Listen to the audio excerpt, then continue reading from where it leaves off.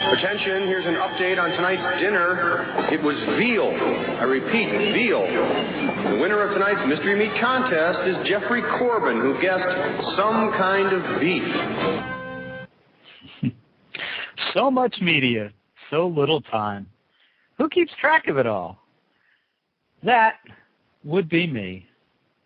This is Bob Adelman, and this is the Mr. Media Interview, recorded live on blogtalkradio.com on June 16th, 2008. My parents never sent me away to camp, summer camp that is, or frankly, any other camp. I don't blame them. As a kid, I was afraid of my own shadow, easily got car sick, and was not well adjusted socially. That's just the truth. And after reading Roger Bennett's new love letter to summer camps called Camp Camp, I'm pretty sure I would have hated sleepaway camps. Now, that said, I found reading it to be great fun. And I think my own kid, now approaching the age where sleepaway camp is being discussed, would love it. Now, speaking of kids, this is my first Mr. Media interview where I've been on high maternity alert. My guest wife was due to give birth last week, but hasn't yet. So if Roger Bennett has to leave suddenly, I'll just read from his book to fill the time, okay? So, in just a moment, we hope... He's a sex machine. Are you kidding me?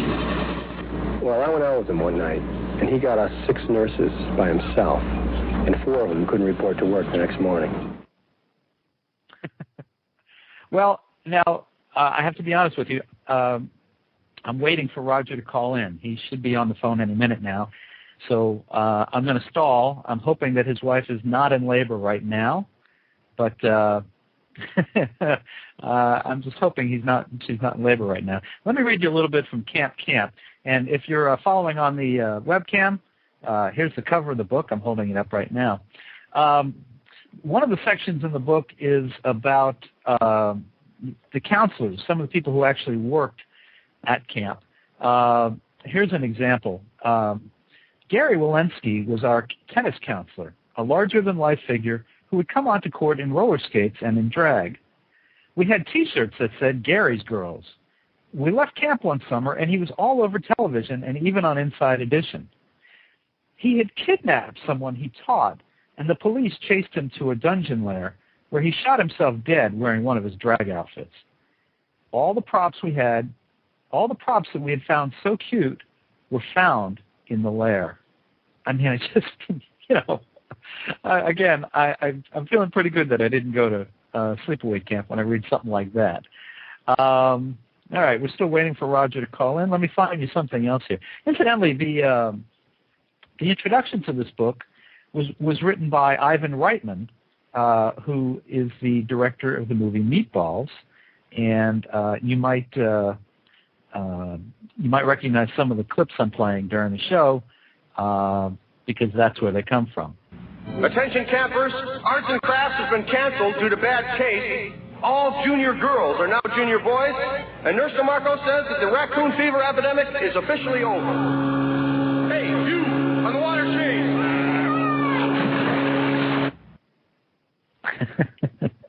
I love Bill Murray. So let me read you from the foreword by Ivan Reitman, the director of that movie. He says, between the ages of 7 and 15, going to summer camp was the most important influence in my life. The opportunity to be away from my parents and live with a gang of kids in the country was the perfect way to spend the summer. I honestly believe that I would not have the life or career I now have had I not gone to camp. It was at camp that I started my first band, acted in a play, competed in group sports, and learned that one can actually talk to members of the opposite sex. The movie Meatballs came about virtually by accident. The idea for the film came to me shortly after the first screening of National Lampoon's Animal House. You know what? There's Roger. Hold on. Hello? Hi. Yes, Roger?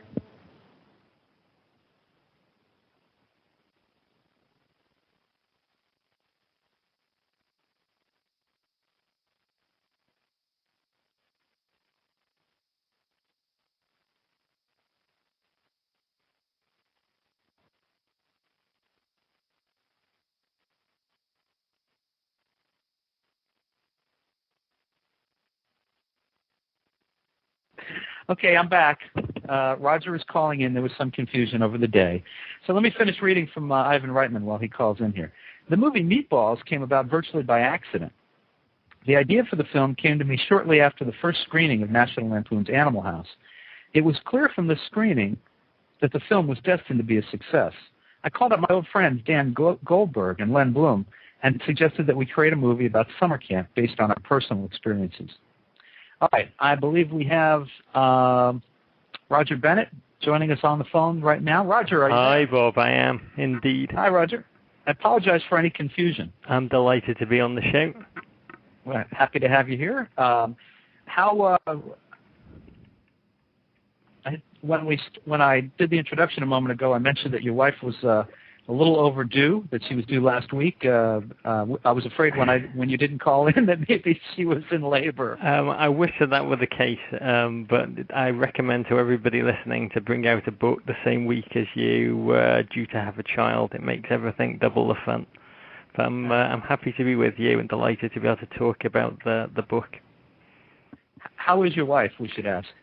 She is fabulous. I think today hopefully is the day, and I will fill everybody in. I'll leave it to you to fill everybody in later, but this is a wonderful, it's a delight to be on your show. I've listened to it faithfully for the past year, and this is my number one priority. Well, thank you. I'll take number 2 priority under the circumstances. We'll call the baby Bob, whether it's a boy or a girl. How's that sound? You do that. You do that. That would be great. It's actually amazing that the baby has managed to stay so content in the womb when all this incredible stuff has been happening to you. You mentions in Entertainment Weekly, Newsweek, and Rolling Stone, and all that just in the last week. Well, the response to the book, I think, reflects the dear place that the summer camp has in the hearts and minds of literally thousands of people across the country. In doing the book, we started a website and asked people for their tall tales and photographs from that time and place. And we were overwhelmed by the response. We got over 80,000 photographs and interviewed 300 bunkmates and former bunkmates who were still in deep connection. And in doing so, kind of uncovered a nation of Americans who, on the surface, have managed to develop normal-seeming lives as lawyers, doctors, accountants, hedge fund investors, and the like.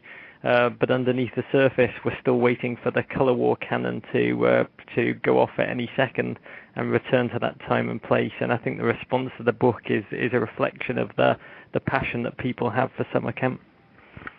Yeah, I mean, what is it? You didn't hear the introduction, I guess, but I mentioned that. I mean, I never went to summer camp, so and in my own case, it was probably the right move. But I mean, people who've gone, I guess they get all misty-eyed talking about it, and you clearly had no problem finding people to talk about it. Why is that? I think that we did a book 3 years ago called Bar Mitzvah Disco, which was a similar creation, inviting people to send in their photographs, tell us their stories, and using the bar or bat mitzvah of the 1980s as a prism to look at our generation, the music we listened to, the clothes we wore, and the whole adolescent experience. And we learned in doing so, and no big surprise, that the bar mitzvah was a cruel trick that was perpetrated upon our generation when we were told that we were men or women overnight, almost arbitrarily, even though many of us were still light years away from puberty.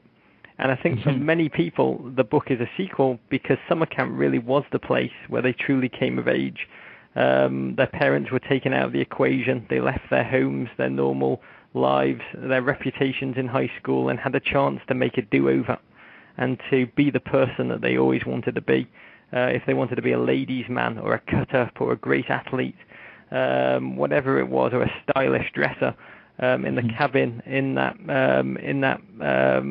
summer camp, they had a chance to really remake themselves, be who they want to be, and enter this incredible world. We realized every camp, and there's thousands of them, Bob, we realized every camp was a compressed universe, a world of its own with its own rhythms and traditions.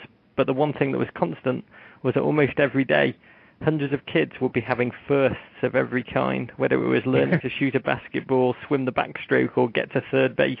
Everybody was vying to do all of those daytime, probably athletically, nighttime athletically, but in a very different way within their sexual petri dish, which was summer camp.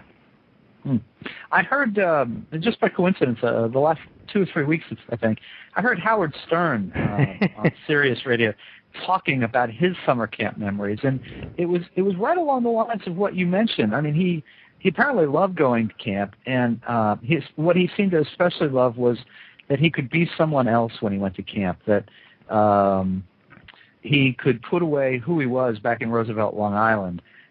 All the kids that he went to school with knew him as, and he'd go to camp, and suddenly he could in his mind he could be a stud, and he could actually be the stud. He would get all the girls, and you know, when he went from being a camper then became a counselor, you know, he could lay this wisdom on the kids.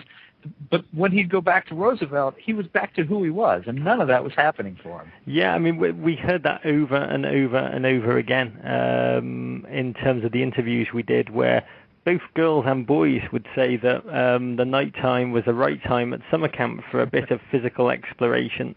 I think for the boys, there was a gentleman who talked about a guy called Mark Boxer. He said, we're very open in our bunk. First times were always up for discussion. We were all trying, we all knew it. Success and failure could be debated in an atmosphere of frank exchange for the common good. Did you succeed or not? As you listened to all of your friends report in, the sense of pressure was immense, especially if the person who got into third base was not as cool as you. The whole thing was a massive collective experiment and a respectful competition at the same time. So for the boys, it was a learning curve. And we heard the same for the girls, that this was an opportunity for 2 months to literally try a new thing with a new person almost every night, and still return home to your hometown and have your carefully curated reputation remain intact. Because what happened at camp before the era of Facebook and MySpace, it stayed in that place, in that hallowed ground. And as one of the girls said, at night time, as you lay in your bunk whispering about what you'd done that night, she said it was so intimate, the voices in the darkness of night, she said it felt like church, was how she described it. So I think for both boys and girls alike, even if you in high school had a reputation that would prevent you from being mildly attractive to the opposite sex, that was irrelevant. Once you got to camp, you could spray on a little high karate aftershave, you could put on some Esprit clothing, the Prada of the 1980s, and you could attack every evening with the kind of confidence as if you really did have a great game. I want you guys to go out there and protect your balls at any cost. That's, of course, Bill Murray as Tripper in the movie Meatballs. Now, I play that now. I've got a few more of those. You landed a very big fish to write the introduction to your book, Ivan Reitman, the director of Meatballs. How did he get involved? Well, it was an incredible honor. He is a demigod. And so when we're piecing this project together, it became increasingly clear that it could only be him, because the movie Meatballs, which I think is one of the finest pieces of cinematography that Hollywood has ever produced. I say that somewhat. You love your summer camp, don't you? I say that somewhat flippantly, but the thing that made me laugh was so many people talked about their camp experiences, about raiding, about panty raids, about trying to reach the other side and the other side of camp. And they said at the end of the summer, it felt as if they'd invented every kind of trick, every kind of trespass, every type of breaking the boundaries, only to watch on video in those days, only to watch a video of Ivan Reitman's movie and realize that he'd invented everything years before them. So not only does it document faithfully, I think, the vibe of the time and the place that we look at in this book, which is a bygone era already, the time that we have looked at in this book. The modern reality is already kind of far outstripped it, but he captured that vibe beautifully, but in doing so influenced a generation of campers to kind of follow his lead. So we have a lot to him to be grateful for, and we were delighted to receive his kind of blessing, the equivalent of the Good Housekeeping seal of approval at the beginning of the book. And the story is very simple. Just like only the village people could do the introduction for Bar Mitzvah Disco, it had to be them. It quite simply had to be them. It could only be Ivan Reitman for us for this book, and thank God he was really amenable and was just wonderful to work with. I imagine that in the closed culture of each camp, and of course, as you say, there are thousands of camps, that because they're young people that are there, they always think that they invent everything year after year. They're the first to do it. Right? Am I wrong about that? No, I think it's a core component of summer camp, and one of the reasons we loved it, because the book is about summer camp, and it's not about summer camp at all, Bob, to us. It really is a prism to look at the history of our generation and the adolescent experience. And I think a core part of coming of age is testing boundaries and pushing limits. And camp was all about that. There's a thing at camp, and if you weren't a camper, it may not be familiar to you, but called the raid, which is after curfew at night time when everybody was supposed to have heads on pillows. It was traditional that a number of kids would creep out of their bunk and try and raid the women's side and the girls' side, vice versa. And one person, raiders were raiders in their blood. They loved it. They loved the thrill, the adrenaline rush, experimenting with trespass. And then one of the guys we interviewed said that every night was a raiding night, but on the day before parents came up, it's a rite of the summer called Visiting Day. The camp director would make an announcement after dinner where he'd say, guys, everyone knows it's Visiting Day tomorrow. Tonight, no raiding's off limits. And he said that was one of the most dispiriting nights of the summer for him, because he realized that at the end of the day, everyone was able to raid and test boundaries only because the camp director let them raid and test boundaries. And at the end of the day, even the trespass, even the breaking of boundaries was supported by and known to the camp director. And at the end of the day, you got away with nothing. Hey, I want to give out our phone number. I'm hoping maybe we'll have some people call in and want to talk to you, or maybe share some of their own summer camp stories. So if you are one of those people, give us a call, 646-595-3135. And, of course, as always, only call in if you're listening live today, June 16th. Were you surprised? You have, it seems like a fairly equal number of stories in the book from boys and girls. Of course, now they're grown men and women.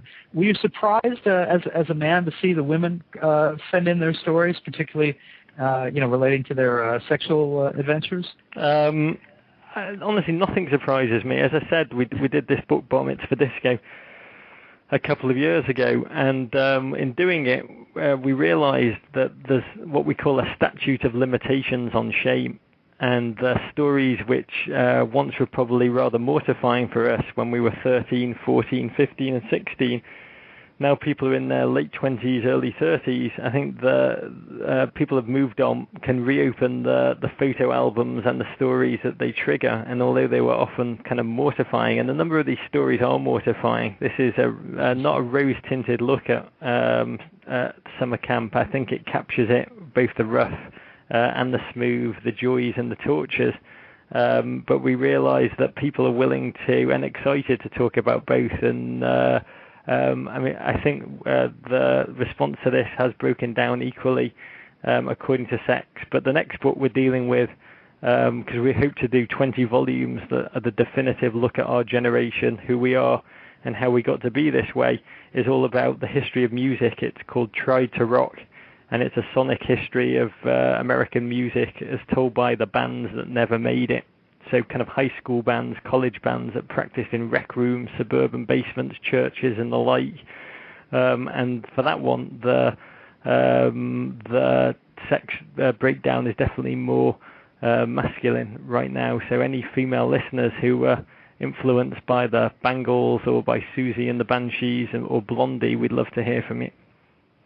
Well, I promise we'll. I'm gonna ask you about that a little later. So were you in a band, Bob? Out of interest? No. Never really accomplished playing an instrument very well. So no. But let's stay focused on camp for a minute. Roger, I'm not sure where you're from. I'm guessing it's not Manhattan. You've got a good ear, a very good ear, Bob. I'm from Detroit. Detroit. I'm from Liverpool, England, actually. Well, what part of Detroit is Liverpool? It's the northwest of England part, and a long way away from New York City, where I live now. So that may explain the chapter in the book that's devoted to how wonderful the English seem to be. Is that right? I think I might be busted, Bob. I might be busted. The foreign counselor is an institution within camp life that is in there, but it's not in there because I happen to be English. I think if you went to camp, you would be very familiar with the normally quite sickly-looking English people who are imported en masse to do the dirty work, the kitchen work, or to be soccer counselors. And that's how I actually first came over to America. I was born in Liverpool, which was quite a place to grow up. It was very vibrant culturally, but economically it was in the 80s under Mrs. Thatcher. It was a pretty dark spot, and the American television shows that we were fed, Starsky and Hutch, Fantasy Island, Heart to Heart, and the like, made America seem this incredibly vibrant, colourful place which we all longed to come to, and summer camp was often the mechanism that allowed us to come over here. And although we perhaps imagined that we'd be spending the summer walking around with Huggy Bear and the characters of Starsky and Hutch, we were kind of whisked off to the backwoods of Maine to work in summer camps, and I was. And what we found there either was appalling to the English people, they were either shocked to be out of the urban milieu, or in my case, I was blown away by what I found, this incredible universe that was run by and populated, run by kids, populated by kids, and it kind of made me think, as the subtitle of the book, it was like Fantasy Island meets Lord of the Flies, and I was blown away. But I think only a foreigner could really appreciate an American institution like camp from afar, like it. Perhaps de Tocqueville could be the only gent who could really appreciate democracy. And it's my blessing in life to be the de Tocqueville of bar mitzvahs, summer camp, and its ilk. I'm looking at the section on the foreign counselors, and there's a picture of a very Jewish-looking girl pointing to the muscles on a guy wearing a World Gym shirt, half shirt, whatever it is, and it says his name was Skunk, and he was from just outside Liverpool, where they breed them big, and Gold's Gym was still a booming business. I'm from just outside of Liverpool, and unfortunately I wasn't bred as big as Skunk, but he's a very fetching specimen, and we'll leave it at that.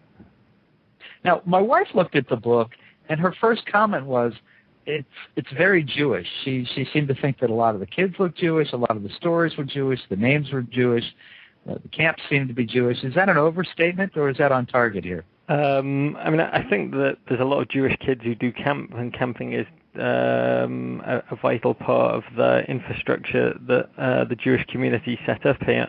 But many, and I think the majority of these camps are kind of privately owned camps, which are a reflection of a 4-generation journey from the city to the suburbs.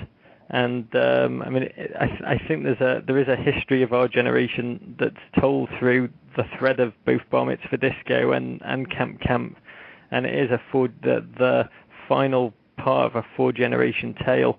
There's from the city to the suburbs, from tradition to modernity, and in many cases from poverty to affluence. And that happens to be a very Jewish story, but it's not solely Jewish. And well, there's definitely a healthy representation. I'd say it's more a suburban American story that I think we've captured here, amidst the story of the rise of Nike Airs, the rise of the World Wrestling Federation, Live Aid, the move from Walkmans and boomboxes, and the music that came out of them. That's really the tale that we've tried to capture here, and I think it's an extremely suburban one, Bob. So the fact that I'm Jewish and never went to summer camp, do I face a lifetime of ostracism from the tribe? I think that's a question to ask your rabbi, Bob. And so I'd encourage you to have him or her on as a guest on the show. But I was struck. I mean, after Bar Mitzvah Disco, we definitely thought we were doing a book that was more universal than the first one, and I think it's as Jewish, arguably as Bar Mitzvah Disco. And at the end of the day, it's just a very, very suburban story, and few communities reflect that tale more than the Jewish community. I'm afraid I have to interrupt you for a second, Roger. There's an announcement coming in over the PA. Great. Attention campers! Remember, this is killer bee season in the Northwoods, so don't provoke any flying yellow things. You're just asking for trouble.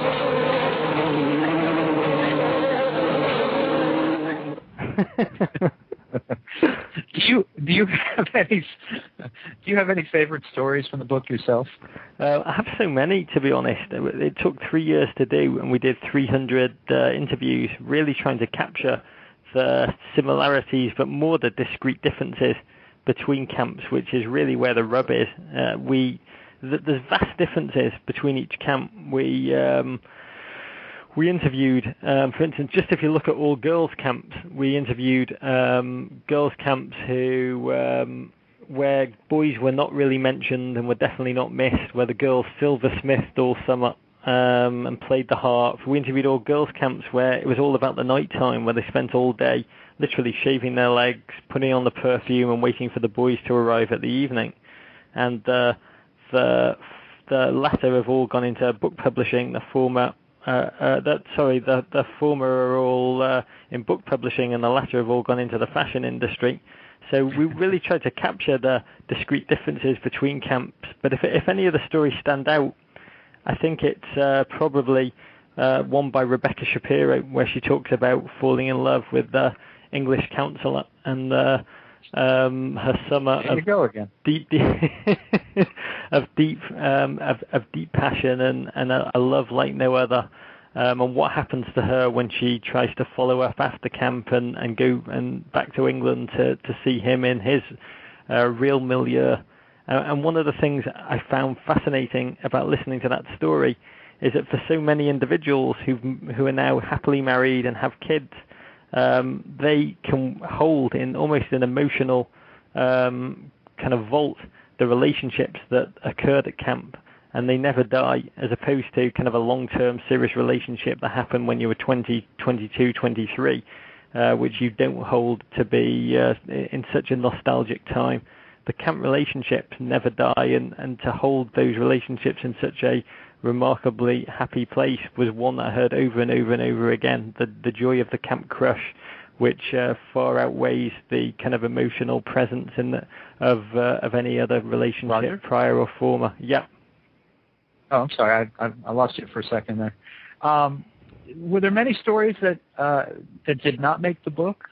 Yeah, I mean, we received, as I say, over 80,000 photographs, and editing them down is kind of like editing a documentary movie. We go into a room with no walls, with no windows, and put as many of the images as we can up on the walls, and literally try and whittle them down so they both are kind of beautiful in themselves. And I do think many of the photographs, even though they were shot with a Kodak disc camera and have the graininess of the era, many of them do have the beauty of kind of a Leibovitz or a Mapplethorpe photograph, and they should be in the Smithsonian. But also to try and narrate an overarching story which tells kind of there's a collective thread, a motif that runs through the whole book.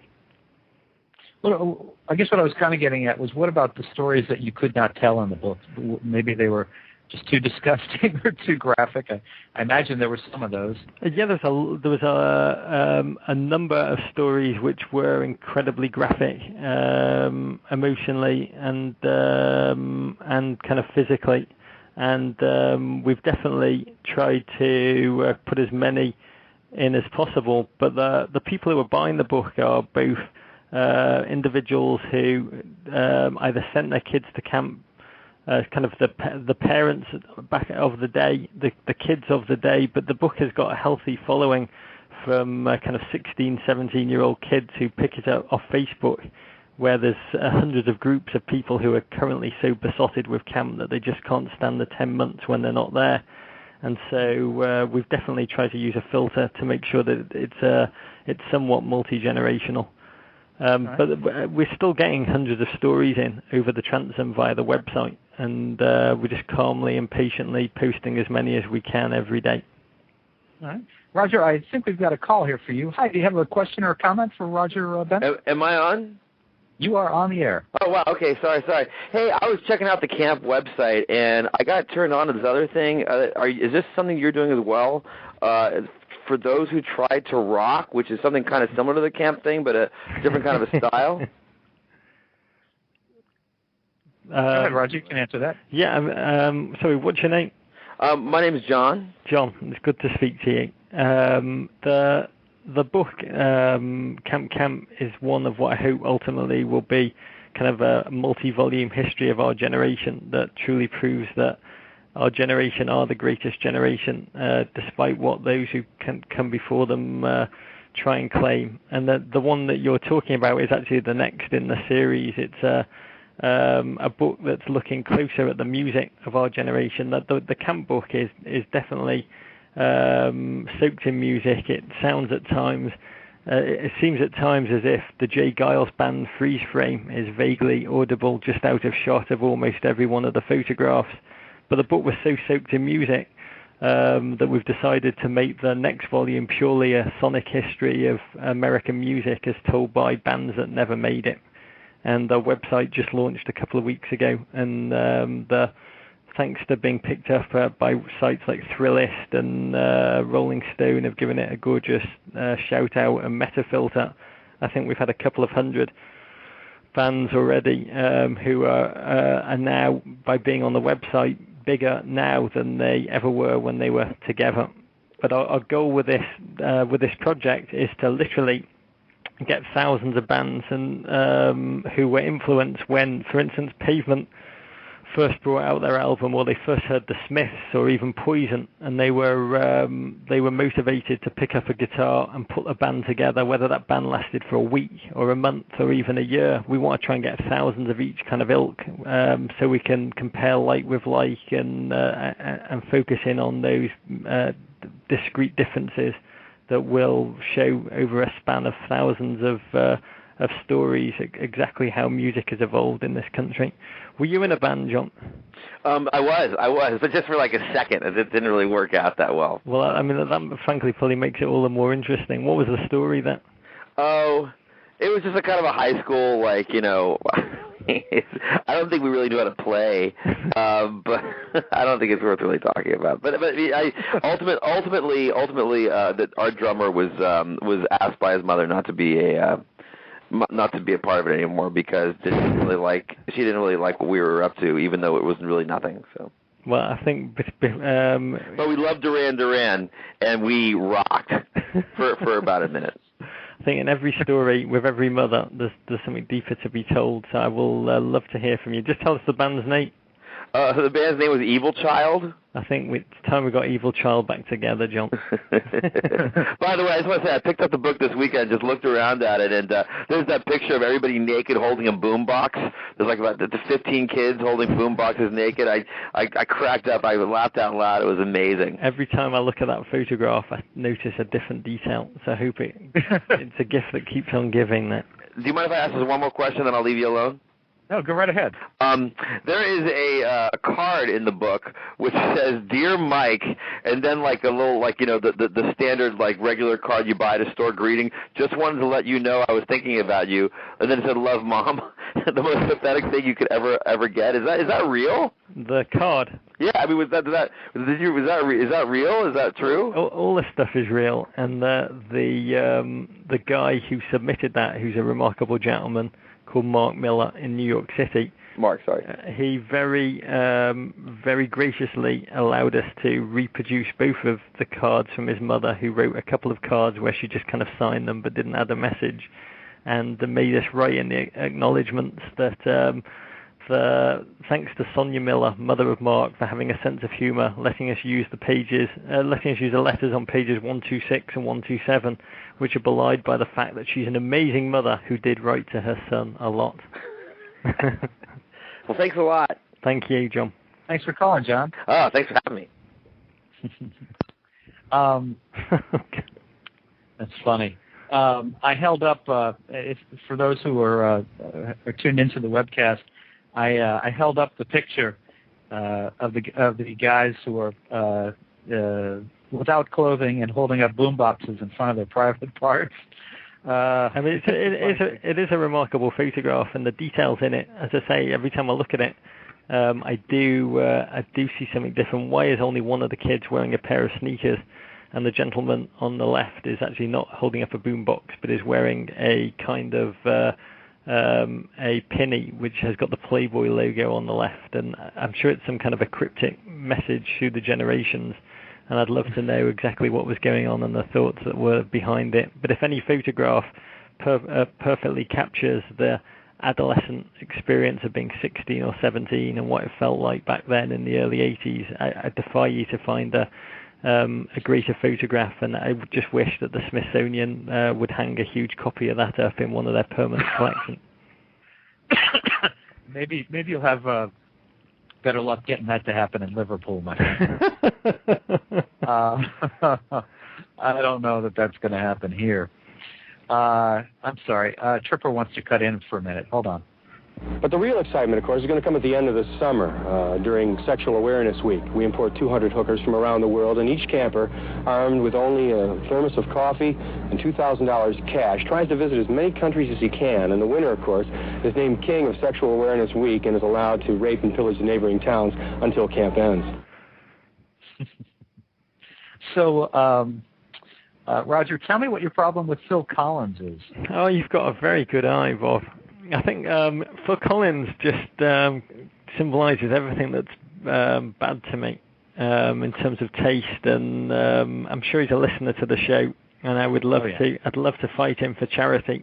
And so I think growing up, he was just a totem of a gentleman that started off wonderfully. Some of the stuff that he did when he was in Genesis was just absolutely delightful, and then lost his way.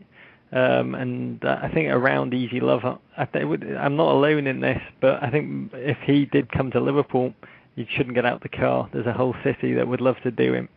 But that's it. We just put that in the back of the book to really make sure that interviewers read the whole thing. So you passed with flying colours, Bob. I passed the test. That's good. I personally can't stand the man's music, but I don't usually start a conversation with it. But since you had it in there, he's kind of a gratingly smug character, and I think that's ultimately what the detail is. But you should have him on the show, and then maybe you can we can have a little go in the ring for charity. All right. Well, Phil, we know you're out there listening because you have nothing better to do today. So call in. We'll set you up with the charity of his choice. Go on. Yeah. I want to read another excerpt from the book here. This is actually there's two on this page. One I'm hesitant to read because I'm afraid someone's going to tune in the middle and think it's me. So let me read one first. You should make me read the other one, Bob. All right. Do you have a copy of the book in front of you? Go on. All right. Turn to page 196. You're going to read the one at the top, and I'm going to read the one below. Sure. While you pull that up, this is from Alex Grossman, who went to Camp Tamarack in Ortonville. Let's see, what is MI? Is that Michigan? Yeah. I don't know. Yeah, Michigan. Mm-hmm. listen, Luke was asking who for the to know what the initials stand. Okay, this is from Alex Grossman. 7th grade. I convinced the girls' bunk to do an early-stage breast cancer screening. We were all going into 8th grade. We had hormones that were out of control. I blurted out that they all needed to get ready for me to fill them up and screen them. Voluptuous or flat, they were all amenable. Oh, Alex, you are my hero. And now, if you would, Roger, I'd like you to read the letter from Ariel Relbrook. who went to Camp Echo Lark in Pointel, Pennsylvania. I'll happily do so, and I'm delighted that this is a radio podcast and not a visual one, because I will be blushing as I read this beauty. Ariel writes, I was a sexual being at camp who did things I would never do at home in high school. I went out with a guy called Mike who was 3 years older, which was way older when you were 14. He was hot to me because everyone said he was hot. We ended up in the make-out spot by the hip-hop classroom and hooked up. I was in the middle of giving him a hand job when he said, not quite, and left me there on my own, devastated. I went back to the bunk and told my best friend, the popular Natasha. I woke up in the morning feeling as if my life was over. Natasha burst into our room laughing. I was like, what happened? She said she went out and met Mike, went down to the waterfront, told him to take off his shirt. He took off his shirt. Told him to take off his pants, and he did. Boxers? Did. And now I'm not going to do anything to you. She left him standing there on his own, naked. That's a camp friendship right there. And that's camp in a nutshell. 1 minute you feel like your life is over. The next you feel all powerful. And your mum never hears about anything. As I said, Bob, this is all very friendly for the under 16 set. Absolutely. Absolutely. Wait a minute. What's this? I want you guys to go out there and protect your balls at any cost. Okay. Thank you. Sometimes the audio clips work right when you expect them to, and sometimes they take a moment. So, I mean, is it all about sex? I mean, is that really all the stories that you heard and all the people you talked to, is sex still kind of the overwhelming touchstone that they all come back to? I think it's a trend, a fad that never goes away, sex, Bob. I think it was a cornerstone formative part of the camping experience, because, I mean, the bar mitzvah was the perfect storm of awkwardness in that your parents, your family, your friends were all thrown together and the spotlight was shined upon you. Here, the parents were removed from the equation. You were literally let loose in a bunk of peers whose hormones were all popping, knowing that there were girls there or thereabout, and vice versa. And so obviously the second base, third base, and beyond action was a formative part of the camp experience. But I think the book really does document the full glories, from sporting joys, the thrill of some of the theatre at camp, which only exists in camp. We say there's Broadway, there's off Broadway, and then there's kind of camp theatre. And someone wrote in with the most remarkable piece of theatre, which I only wish they'd videoed, which was they adapted Elie Wiesel's Night and set it to the music of Billy Joel, which I know now actually if they still have the script, they could probably get an off-Broadway slot for the stuff.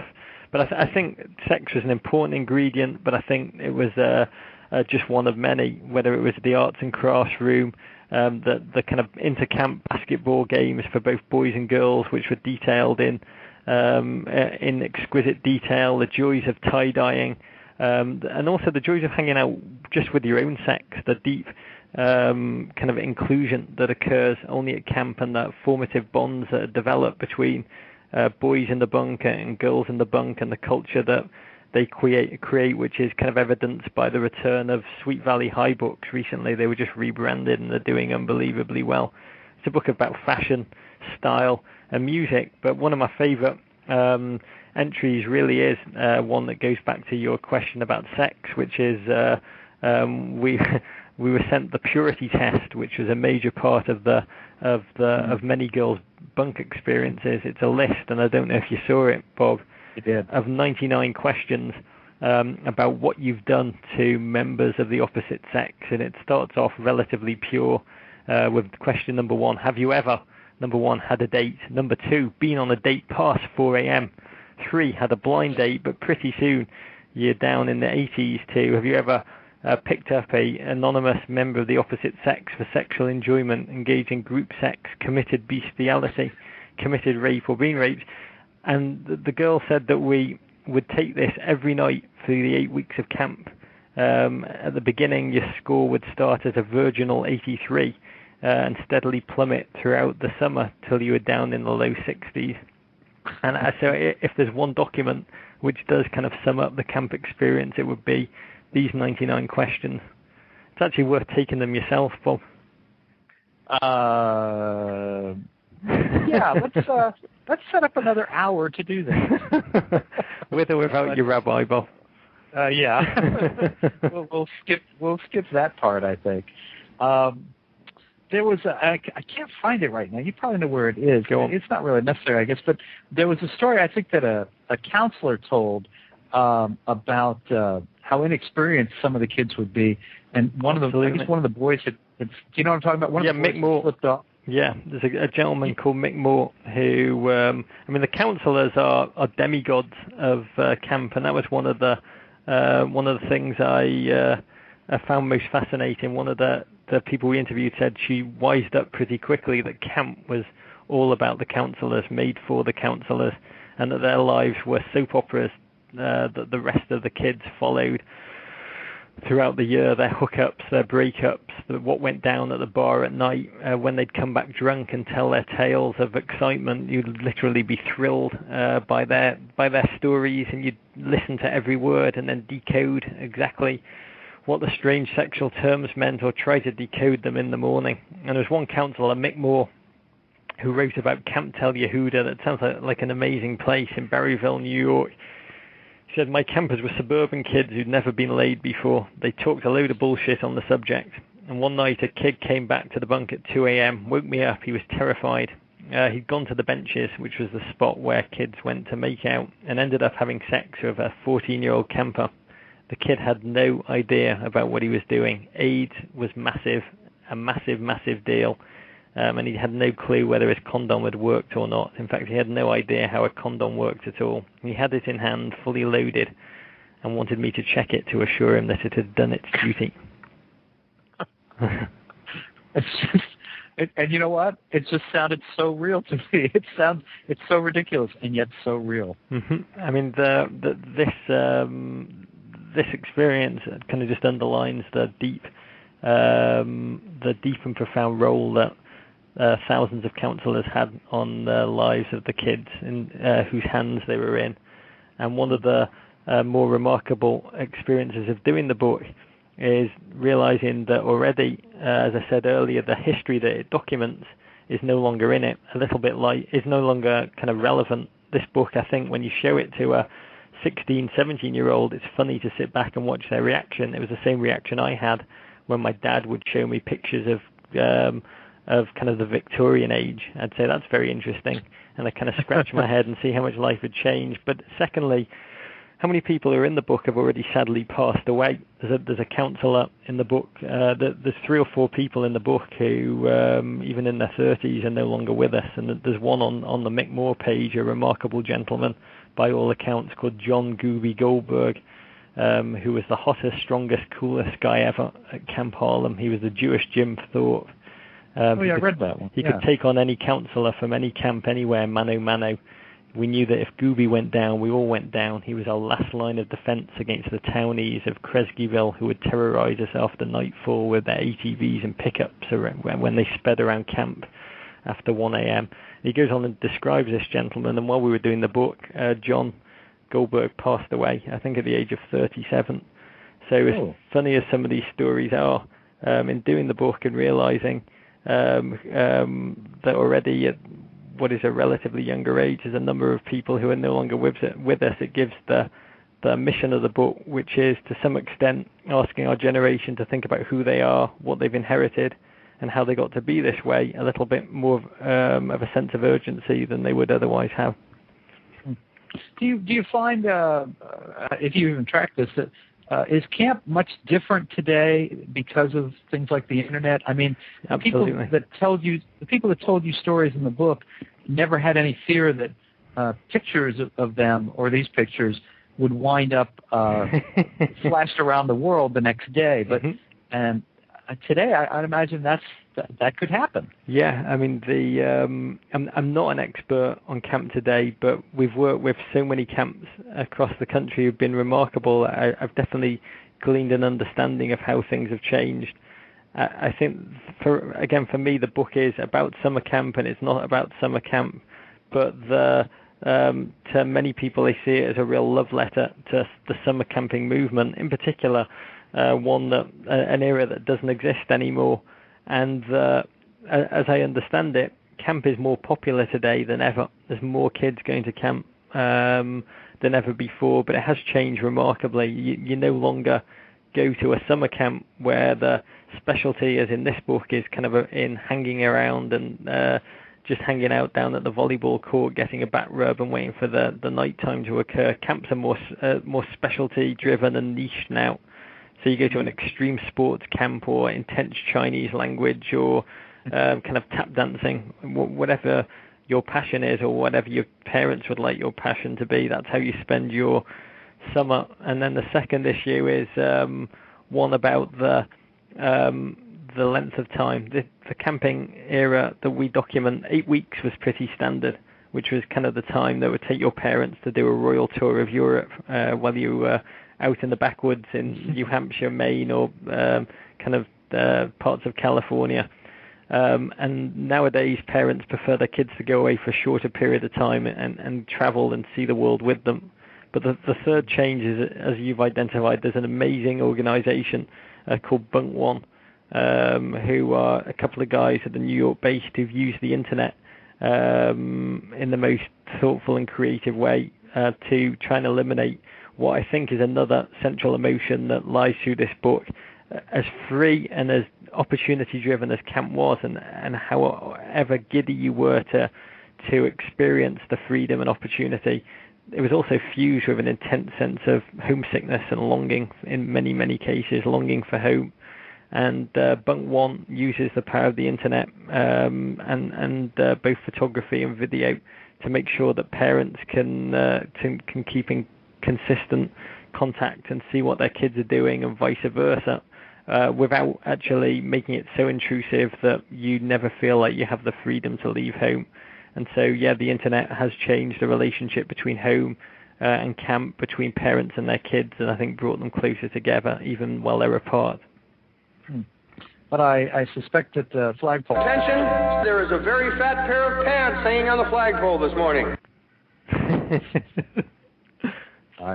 I just can't resist, I found the sounds and I got to share them.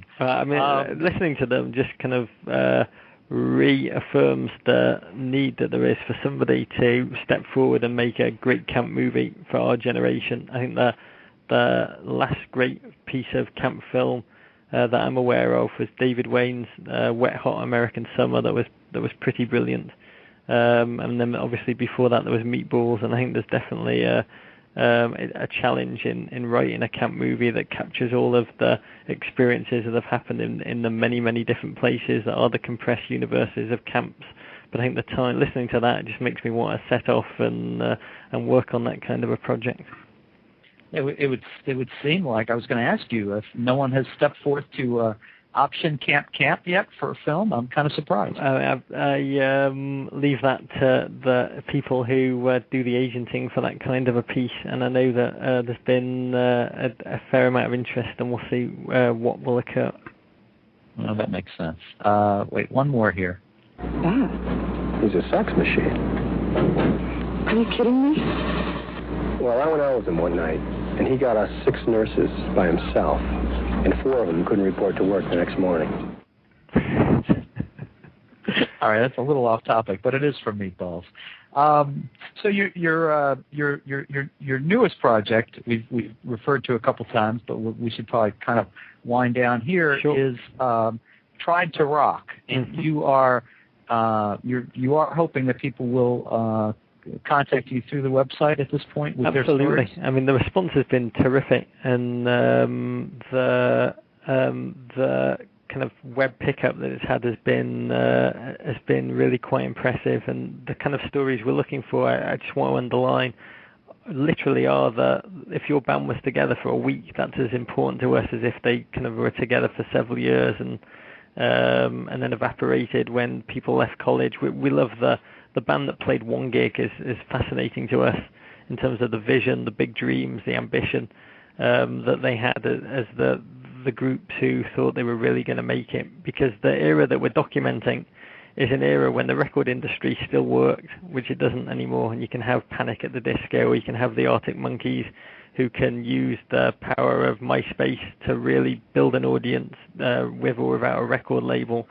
But back when we grew up, you listened to pretty well what the record industry wanted you to listen to. And so we're fascinated by bands that came together with big dreams, but frankly very little chance of ever making it. Because the system was so powerful and very few of them ever had a chance. So it's those tales that we're looking for, and we've received gorgeous photographs, which I think really portray the ripeness of the adolescent experience, as well as some MP3s, some of which sound unbelievably good and make you realize how slim the line was between bands making it and bands that didn't. And some of them are unlistenable, which is part of the fun. But we're determined to shine the spotlight that all of these bands merited, but most of them never got, and give them the chance to have a reunion tour and really make the public pay for their product even 25 years on. Well, folks, you can learn more about Roger Bennett's new book, Camp, at his website, www.campbook.com. It's campbook, solid, one word, .com.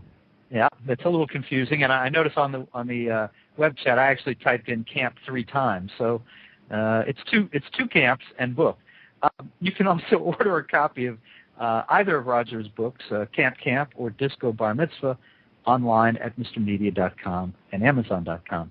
And Roger, thanks so much. I wish you and your wife well. I hope that minutes after getting off the phone with me, she'll go into labor, and you guys everything will go well, and you'll have a new camper on your way. I am headed off to the hospital. This has been a lot of fun, and I'm grateful for you for having us on the show.